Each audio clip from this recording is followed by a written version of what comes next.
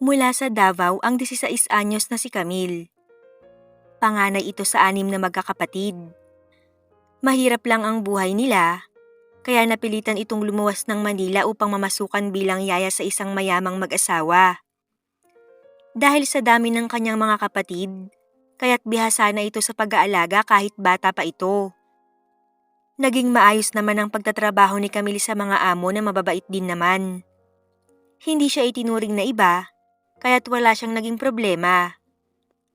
Naging maayos din ang pagpapadala niya ng sweldo sa mga magulang sa probinsya. Christmas vacation nun, nang unang magbakasyon si Camille sa Davao upang magdiwang ng Pasko kasama ang kanyang pamilya. Sa pagbabakasyon niya, ay muli niyang nakita ang kababatang si Marlon, na hindi nagtagal ay niligawan siya. Naging pursigido si Marlon sa panliligaw sa dalagita, hanggang sa pagbalik niya sa Manila ay patuloy pa rin ito sa panliligaw sa kanya. Hindi nagtagal, nahulog ang loob niya sa binata kaya sinagot niya na rin ito. Naging maganda ang takbo ng relasyon ng dalawa kahit pamalayo sila sa isa't isa. Masipag tumawag at mangumusta ang binata. Kaya nang muling magbakasyon si Camille ng Davao, ay si Marlon ang lagi nitong kasama. At dahil nga magkasintahan at nagmamahalan ng dalawa, natukso silang gawin ang bawal sa murang edad. Hapon nun nang yayain ni Marlon si Camille sa kanilang bahay. Wala noon ang mga magulang ni Marlon, kaya pagpasok sa bahay, agad siyang hinila ni Marlon sa kwarto nito. Dala ng kapusukan ng kabataan, nang halikan ng binata si Camille ay agad namang tumugon ng dalagita. Labis na nag-init ang pakiramdam ng dalawa, kaya naman hindi na sila nakapagpigil at nagpakalunod na sa ligaya. May kirot man sa una, nagtuloy-tuloy pa rin ang mga ito sa kaligayahan. At matapos ang pagtatampisaw nila sa kama, saka lang nila na-realize ang kanilang ginawa. Marlon, paano na to? Ang bata pa natin pero nagawa na natin to. May takot na wika ni Camille. Mahal kita, Camille, kaya pananagutan ko ang nangyari sa atin. Wika naman ito sa nobya. Bagamat may pag-aalinlangan, tumango na lang si Camille at yumakap sa nobyo. Maya-maya pa ay nagbihis na ang dalawa at hinatid na si Camille sa bahay nila. Pag-uwi sa bahay, nakita ng ina ni Camille ang paglalakad ng dalaga. Tila ito nahihirapan kaya't binati niya ito. Camille, napilay ka ba anak? Bakit ganyan ka maglakad? Nagtatakang tanong nito. Natapilok lang po, Nay. Pagsisinungaling ng dalaga, pagkatapos ay agad na nagpunta sa kwarto upang ipahinga ang pagod na katawan. Pagkatapos ng nangyari, hindi na pinayagan ni Marlon si Camille na bumalik sa Manila. Gusto ng binata na magsama na sila. Dahil mahal na mahal ni Camille ang nobyo, pumayag siya sa gusto nito. Nag-iisang anak lang si Marlon, kaya naman hindi tumutol ang mga magulang nito sa kagustuhan na makasama na ang nobya. Dahil mga bata pa at hindi pa pwedeng ikasal, nag-live-in lang muna ang dalawa. Wala namang magawa ang mga magulang ni Camille kaya't napilitan na rin silang sumang-ayon. Medyo panatag lang ang loob ng mga magulang ni Camille, sa kaalamang mula naman sa maayos na pamilya ang binata at kahit papaano ay may kabuhayan. Naging masaya at maayos ang pagsasama ng dalawa. Lalong naging mapusok ang dalawa, dahil kahit kailan nila gustuhin ay magagawa nilang magbakbakan. Ngunit dahil mga bata pa, napagpasyahan ng dalawa na gumamit ng proteksyon upang maiwasang mabuntis si Camille. Gusto nilang enjoyin muna nila ang buhay na silang dalawa pa lang. Total ay mga bata pa naman silang pareho. Lumipas ang mga araw, mas lalong tumibay ang relasyon ng dalawa. Hanggang sa tinuruan na rin si Marlon ng ama na patakbuhin ang kanilang negosyo. Katwiran ng magulang niya, siya lang naman ang nag-iisang magmamana nito pagdating ng araw. Pagtungtong ng edad na 22, tuluyan na nagpakasal ang dalawa. Pagkatapos ng kasal, kinausap sila ng mga magulang ni Marlon na kung maaari, bumuo na sila ng anak upang may maalagaan na silang apo. Pagkatapos nun ay napagpasyahan ng mag-asawa na ititigil na ni Camille ang pag-inom ng contraceptive pills. Napag-isip-isip nila na matagal na rin silang nagsasama at panahon na rin para sila ay magkaanak. Lumipas ang mga araw at buwan, 1 taon ng kasalang mag-asawa ngunit hindi pa rin nabubuntis si Camille. Baka naman mababa ang matres ng asawa mo, Marlon. Ipaalaga kaya natin sa hilot. Suhestyon ng ina ni Marlon na sinang-ayunan naman ng lalaki. Ngunit makalipas ang buwan, hindi pa rin nabubuntis si Camille. Nalungkot si Camille sa kanilang sitwasyon. Love, huwag ka nang malungkot. Ibibigay din sa atin yan sa takdang panahon. Wika ni Marlon sa asawa. I love you, love. Sana huwag kang magbabago. Malambing na wika ni Camille. Oo naman, love. Malambing na sagot ni Marlon. Pagkatapos nun, ay magdamag na naman niyang pinaligaya ang asawa hanggang sa nakatulog na magkayakap ang mga ito. Dumaan ang mga araw, naging busy sa negosyo si Marlon. Isang araw, inaya ito ng kaibigang si Hiner na mag-inom sa bahay nito. Pagdating sa bahay ni Hiner, agad itong naglabas ng alak at nagumpisa itong uminom. Maya-maya pa ay lumapit sa kanila ang umiiyak nitong anak na babae. Napatingin si Marlon sa bata. Doon ay meron siyang konting inggit na naramdaman. Kung may anak na rin sana silang mag-asawa, may makukulit na rin sa bahay nila. Hanggang sa matapos sila ng inuman at nakauwi sa bahay, yun lang ang nasa isip ni Marlon. Hindi niya maiwasang mainggit sa kaibigan. Kaya't pag-uwi sa bahay, agad niyang hinila si Camille sa kwarto at pinagsawa ang sarili sa asawa.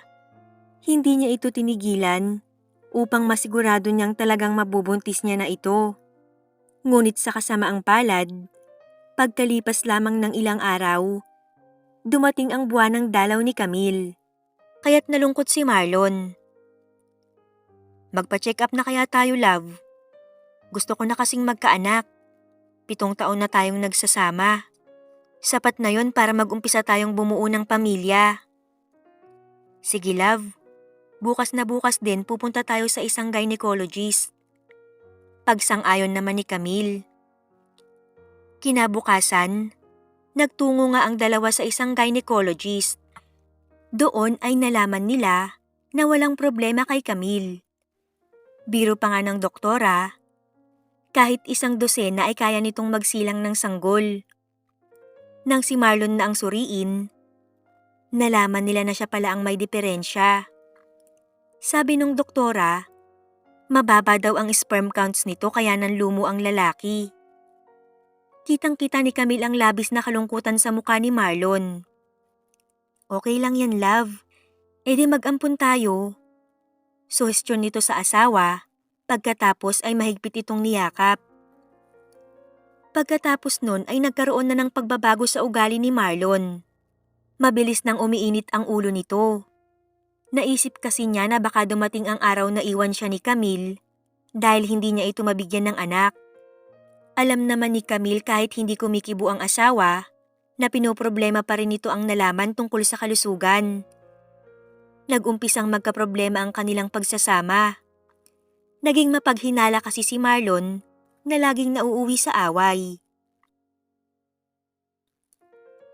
Minsan, umuwi si Marlon na lango sa alak. Nang makita ni Marlon na hawak ni Camille ang phone, agad niya itong hinablot. Sino ang ka-text mo? Lalaki mo? Nanlilisik ang mga matang tanong nito kay Camille. Kanina pa kasi dumating si Marlon, ngunit hindi ito napansin ni Camille dahil ka-text niya ang kanyang kapatid. Wala akong lalaki, Marlon. Ano ba? Kapatid ko ang ka-chat ko. Si Tinay. Banggit niya sa pangalan ng kapatid. Ngunit hindi naniwala si Marlon sa paliwanag ni Camille, lalo na at nakita niyang pangiti-ngiti pa ito habang may kachat. Wala nga. Bakit ba ayaw mong maniwala? Naiiritang wika ni Camille. Dala ng kalasingan, hinawakan ng mahigpit ni Marlon ang braso ng asawa. Mahuli ko lang na nagsisinungaling ka, tatamaan ka sa akin, Camille. Galit na wika nito. Doon ay tumulo ang luha ni Camille. Sa unang pagkakataon ay nagawa siyang saktan ng asawa. Binaliwala lang naman ni Marlon ang pag-iyak ng asawa at tumalikod ito at nagtungo sa banyo. Napakalaki na talaga ng pinagbago nito. Hindi nagtagal, lalong nagkaroon ng lamat ang pagsasama ng dalawa. Nagpatuloy ang pagiging mainitin ng ulo ni Marlon at habang tumatagal, mas lumalala pa ang pagiging seloso nito. Inuunawa na lang ni Camille ang asawa sa abot ng kanyang makakaya. Lumipas pa ang mga araw at lalong dumalas ang pag-aaway ng mag-asawa. Nagiging mabigat na rin ang kamay ni Marlon. Madalas na nitong sinasaktan ng asawa na hindi nagtagal ay napuna ng mga magulang ng lalaki. Hindi nakatiis ang mga ito at kinausap si Camille. Camille, anak, may problema ba kayong mag-asawa? Tanong ng mga ito. Noong una ay ayaw umamin ni Camille. Ngunit napilitan din itong magsalita sa huli. Ipinagtapat niya ang kinakaharap na suliranin nilang mag-asawa. Naawa naman ang mga ito sa kanya, kaya't sinabing kakausapin ng mga ito si Marlon. Kinagabihan, nang umuwi si Marlon mula sa trabaho, agad itong kinausap ng ina. Anak, mag-usap nga tayo. Napapansin ko na napapadalas ang pag-aaway niyong mag-asawa. Anak, walang kasalanan ng asawa mo. Bakit kailangan mo siyang saktan? Kinausap ko siya at napilitan siyang magsabi ng totoo. Mahal na mahal ka ni Camille, anak. Ngunit sa ginagawa mo, baka mawala ang pagmamahal niya sa'yo.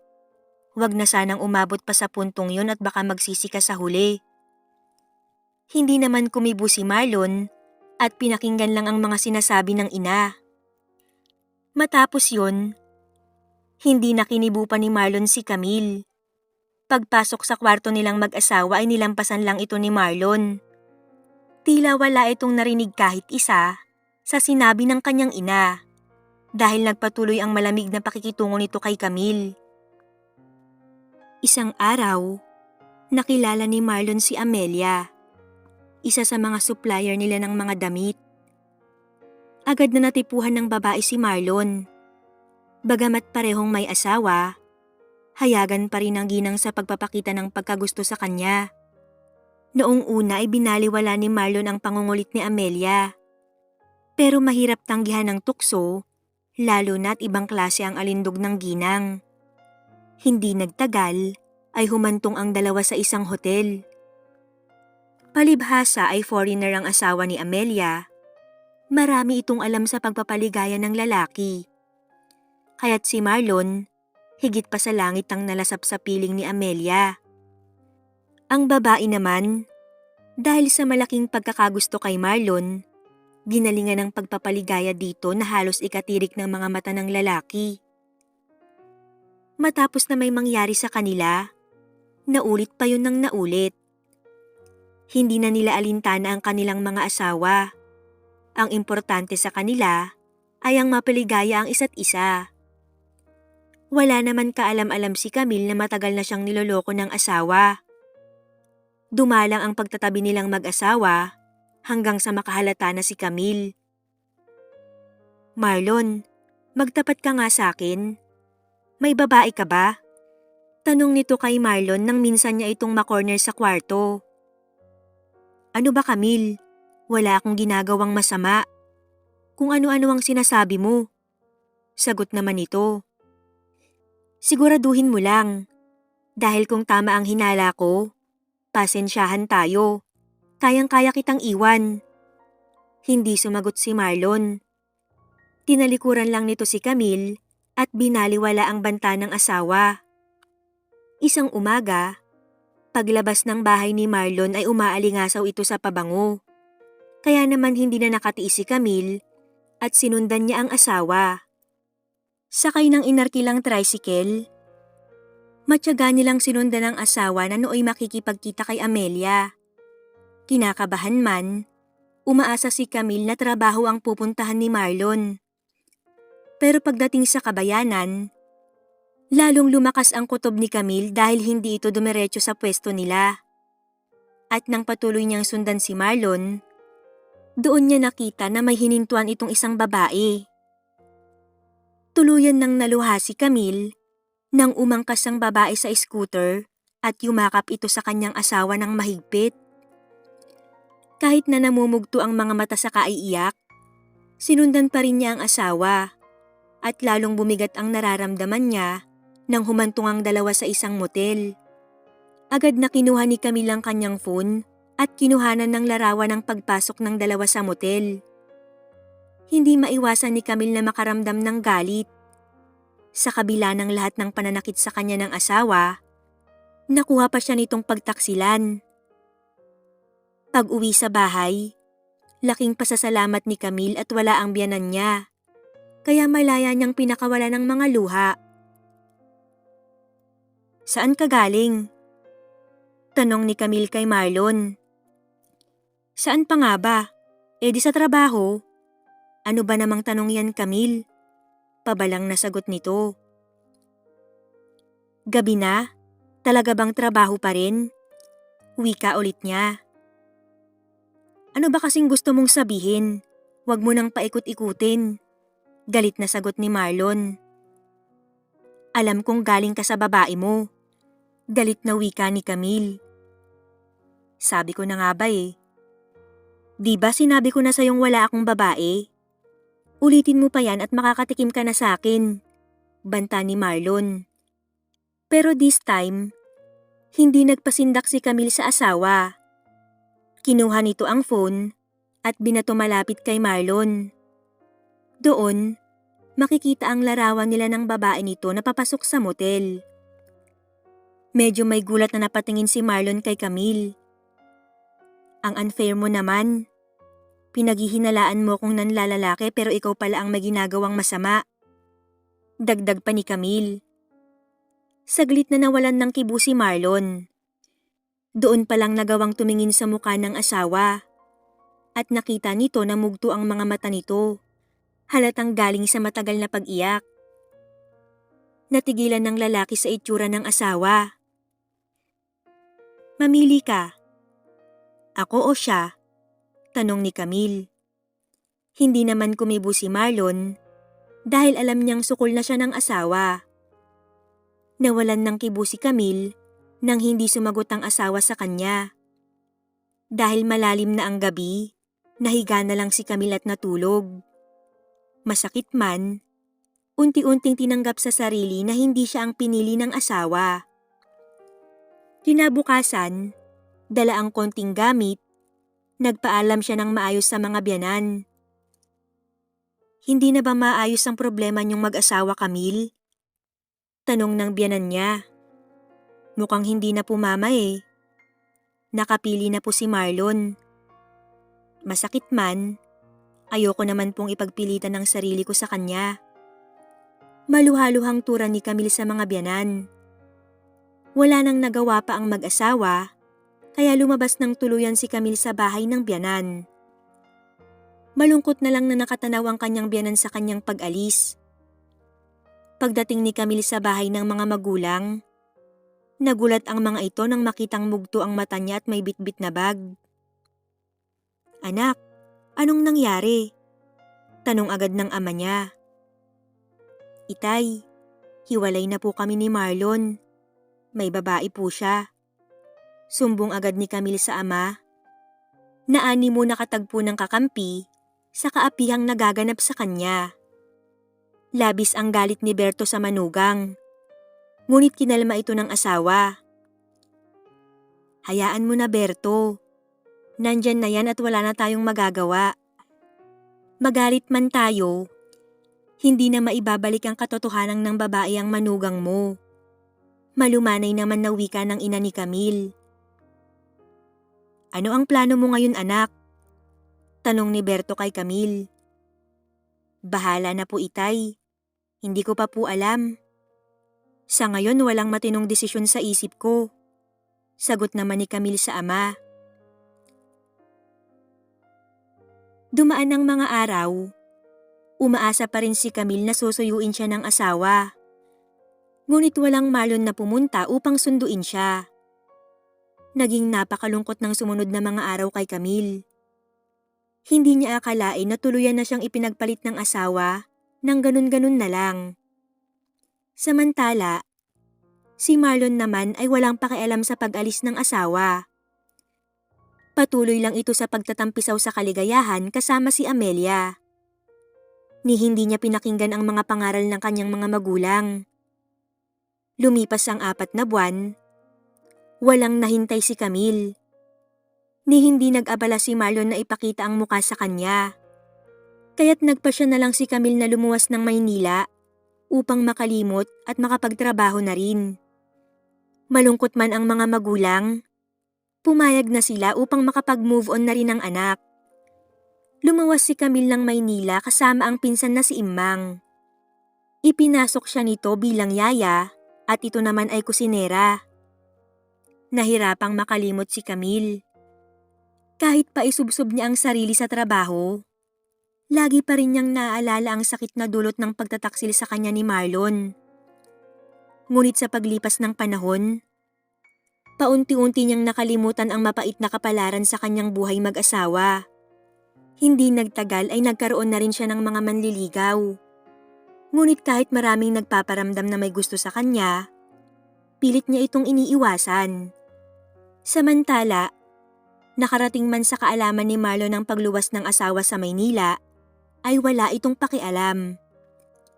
Wala pa ring hinto ang bawal na relasyon nila ni Amelia. Talaga kasing magaling magpaligaya si Amelia, kaya mahirap itong pakawalan. Nag-e-enjoy siya ng husto pag pinaglilingkuran siya nito sa kama. Ngunit minsan, masyado na siyang nasasakal dahil sobrang selosa nito, na hindi naman dapat dahil hanggang kama lang talaga ang relasyon nila. Minsan, nakita siya nito na nakatingin sa picture nila ni Camille sa kanyang phone. Kaya agad siya nitong sinampal ng hindi naman kalakasan. Iniwan ka na nga, tinitingnan mo pa rin. Galit na wika nito. Iniwan ako dahil sa'yo, Amelia. Tandaan mo yan kaya tumigil ka. Sagot naman ni Marlon. Hindi ka na babalikan nun. Pangaasar pa nito dala ng selos. Sa pagkaasar ni Marlon, iniwan nito si Amelia sa motel at hindi siya binalikan. Galit na galit naman si Amelia na sinundan sa labas si Marlon, ngunit nakaalis na ito. Mula noon, lalo pang naging away-bati ang dalawa. Nilalambing lang ito ni Marlon pag nakakaramdam ito ng pagkasabik sa sex. Dahil doon lang mahusay si Amelia. Pero minsan, natatabangan na rin si Marlon sa babae. Hindi niya maiwasang hanap-hanapin ang simpleng pagpapaligaya sa kanya ng asawang si Camille. Hindi na malaya ni Marlon na mahigit 1 taon na pala silang hiwalay ni Camille. Habang si Camille naman ay tuluyan nang nakapag-move on. Hindi na nga lang ito nakipag-boyfriend dahil tinulungan na lang nito ang mga magulang sa pagpapaaral sa mga kapatid. Masaya na si Camille sa kanyang kalagayan. Kabaligtaran naman ng asawa nitong si Marlon. Fiesta sa kanila nang muling magbakasyon si Camille sa probinsya. Makalipas ang mahigit 1 taon, pinili ni Camille na iwasan ang pag-uwi sa probinsya upang iwasang makatagpo ang dating asawa. Ngunit sa pakiusap ng ama ni Camille, umuwi ito para mabisita ang pamilya. Natuwa ang pamilya sa malaking pagbabago ni Camille. Naging blooming kasi ito at parang nagdadalaga. Habang nagbabakasyon si Camille, lahat ay ginawa niya para hindi mag-cross ang landas nila ng dating asawa. Na noon naman ay tuluyang tinapos ang relasyon sa kalaguyong ubod ng selosa. Paminsan-minsan, Nakikibalita si Marlon sa asawa. Ngunit wala naman siyang makuhang balita. Dahil hindi nagbibigay ng impormasyon ang mga ito tungkol sa kalagayan at kinaroroonan ng kanyang asawa. Hindi naman niya masisi ang mga ito. Isang araw, bago bumalik ng Maynila, aksidenteng nakita ni Camille ang best friend ni Marlon na si Hener. Nagkumustahan ng dalawa, ngunit bilang respeto, hindi na binanggit ni Hener ang tungkol sa kaibigan. Napuna ni Hener ang pagbabago kay Camille na tila masaya at naka-move on na ito. Kinagabihan nga, tuluyan nang lumuwas pabalik sa Maynila si Camille. Samantala, nang gabi ding yun, nakausap naman ni Hener si Marlon. Habang nagiinuman sila, naikwento ng lalaki kay Marlon ang pagkikita nila ni Camille. Pare, nagkita pala kami ni Camille kanina. Nagkwentuhan ng konti pero mabilis lang. Pabalik na kasi siya ng Maynila ngayong gabi. Biglang nilingon ni Marlon ng kaibigan. Talaga? Bakit hindi mo ko tinawag? Parang nasasabik na wika ni Marlon. Hindi ko naman alam na hindi pa kayo nagkikita. 5 araw na daw siya dito pare. Buong akala ko naman ay alam mo na. Hindi pare, wala akong kaalam-alam. Wika ni Marlon na may panghihinayang. May kalayuan din kasi ang bahay ng dating asawa sa bahay nila. Kumusta siya pare? May pananabik na tanong ni Marlon kay Hener. Maayos siya pare. Para bang dalaga na bagong bulas. Walang bakas ng lungkot. Mukhang nakamove on na nga eh. Sagot ni Hener. Agad na nalungkot si Marlon. Tuluyan na talaga yata siyang nakalimutan ng asawa. Magsisi man siya at maisip ang kahalagahan ng sakripisyo nito, batid niya na labis niya na itong nasaktan. Sa pag-usad ng mga araw, nakaramdam si Marlon ng kakaibang lungkot. Pakiramdam niya ay may kulang sa buhay niya. Kahit anong gawin niya ay hindi mawala ang kakaibang lungkot na nararamdaman. Dahil doon, ibinaling niya ang atensyon sa pagnenegosyo at unti-unti ay napalago niya ito. Inalis na rin niya ang supplier na si Amelia. Tanging trabaho at bahay na lang si Marlon. Tila nawala ang kulay ng lahat para sa kanya. At doon ay madalas niyang maalala ang asawa. Kung bibigyan lang sana siya ng isa pang pagkakataon, pangako niya sa sarili na hindi na siya makakalimot at aalagaan na ang kanilang pagsasama. Kabaligtaran naman kay Camille na masayang masaya na. Lalo na at nakapagtapos na ng pagkapulis ang isa niyang kapatid. Buong akala niya ay magtutuloy-tuloy na ang magandang pangyayari sa kanyang buhay. Ngunit sinubok na naman sila ng tadhana. Umuwi kasing umiiyak ang kanyang bunsong kapatid. Sa edad na 15, nabuntis ito ng kanyang boyfriend. At ang malaking problema nito, nagtago ang lalaki ng malamang buntis ang nobya. Hindi muna ipinaalam ng ama kay Camille ang balita, sa kadahilan ng ayaw ng mga itong mag-alala siya. Ngunit dala ng hindi na nila maitago ang sitwasyon ni Tinay, wala nang nagawa ang mga ito kundi magtapat na. Agad na umuwi ng probinsya si Camille nang mabalitaan ng nangyari sa kapatid. Agad niya itong niyakap nang makita ang malabuteteng kalagayan nito. May kaliitan pa naman ng kanyang kapatid at sa batang edad nito ay buntis na ng 7 buwan. Hindi din daw nakakakain ng maayos si Tinay dahil bukod sa masela ng pagbubuntis nito, problema pa ang nagtatagong nakabuntis dito. Sa panghihikayat ni Camille sa kapatid na hindi niya ito pababayaan, unti-unting nakabawi ang katawan nito. Ngunit hindi pa rin maalis kay Camille ang mag-alala dahil hindi niya alam kung kakayanin ng katawan nito ang panganganak. Dahil sa kalagayan ng kapatid, nagpaalam si Camille sa kanyang mga amo na saglit na mawawala. At laking pasasalamat ni Camille dahil nauunawaan naman siya ng mga ito. Nabalitaan naman ni Marlon na dumating ang asawa kaya agad niya itong pinuntahan. Noong una ay ayaw itong harapin ni Camille. Ngunit sa pakiusap ng amang nakukulitan na rin, napilitan itong kausapin ng asawa. Ano bang kailangan mo? Bungad ni Camille sa asawa. Gusto kitang makausap, Camille. Sagot naman ni Marlon. Ano pa bang ginagawa natin? Di ba nag-uusap na tayo? Pilosopong sabi naman ni Camille. Tinitigan ni Marlon sa mata ang asawa na tila nakikiusap. Alam kong malaki ang kasalanan ko sa'yo, Camille. Sarili ko lang ang iniisip ko at hindi ang nararamdaman mo. Pero sana naman ay hayaan mo kong magbago at bumawi sa pagkukulang ko sa'yo. Pakiusap, bigyan mo pa ako ng second chance. Wika nito.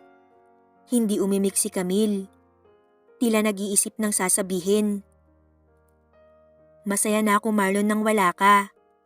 Baka pwedeng tuluyan mo na akong patahimikin. Hindi biro ang pinagdadaanan ko ngayon. Kaya pakiusap, huwag ka nang dumagdag. Camille, please. Pagbigyan mo naman ako. Promise, hindi ko na uulitin ang ginawa ko. Pag inulit ko, saka mo ko hatulan. Hindi nakakibo si Camille nang makita ang pagsusumamo sa mukha ng asawa.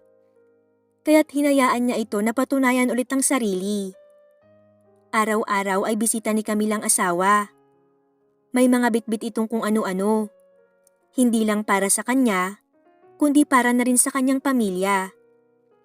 Kasabay ng unti-unting pagkakaayos ng mag-asawa, unti-unti din namang bumabagsak ang murang katawan ni Tinay.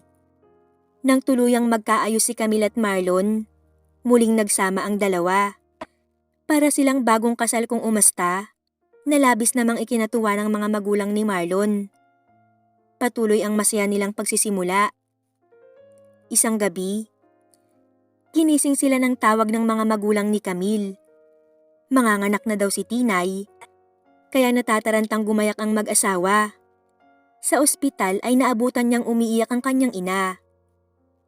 Camille, anak, mukhang hindi kakayanin ni Tinay ang panganganak. Wika nito. Niyakap ni Camille ang ina at inalo ito. Kaya ni Tinay yan, inay. Magtiwala lang tayo. Gagabayan siya ng Diyos. Maya-maya ay lumabas ang nurse sa delivery room at hinanap si Camille. Nais daw siyang makausap ng kanyang kapatid. Ate, wika nito sa mahinang tinig. Ate, alagaan mo ang baby ko, ha? Ituring mong tunay na anak niyo ni Kuya Marlon. Huwag niyo siyang pababayaan at pakisabing mahal na mahal ko siya. Doon ay tuluyang umiyak si Camille sa sinabi ng kapatid. Tila ba nagpapaalam na ito? Tinay, lumaban ka para sa anak mo. Palalakihin pa natin siya. Tutulungan ka namin ng Kuya Marlon mo. Ngumiti ng mapait si Tinay at hindi na kumibo. Wari ba'y tinitipid ang lakas para sa kanyang panganganak. Ilang saglit pa ay nagkakagulo na sa delivery room. Sapagkat pagkatapos maisilang ni Tinay ang anak, agad itong nalagutan ng hininga. Labis ang hinagpis ni Camille sa sinapit ng kapatid. Ngunit nilakasan niya ang kanyang loob para sa kanyang pamangkin. Pagkatapos na mailibing si Tinay, pinag-usapan nila ang tungkol sa sanggol at napagkasunduan na sila ng mag-asawa ang tatayong mga magulang nito. Sa kabila ng pagdadalamhati, masaya ang mga magulang ni Tinay. Dahil kahit wala na ito sa mundo, meron pa ring matatawag na pamilya ang anak nito. Pero higit kanino man, wala nang masasaya pa kay Marlon. Dahil matagal niyang pinangarap na magkaanak. Bagamat malungkot si Camille sa sinapit ng kapatid, unti-unti namang natanggap ng pamilya ang nangyari. Hindi naman itinuring na iba ng kanyang biyanan ng bata, kaya masaya na rin siya. Mula noon, nabuo at naging masaya ang pagsasama nilang mag-asawa. May mga dumaan mang pagsubok sa kanila. Sa huli ay matagumpay naman nilang nalagpasan ang mga ito.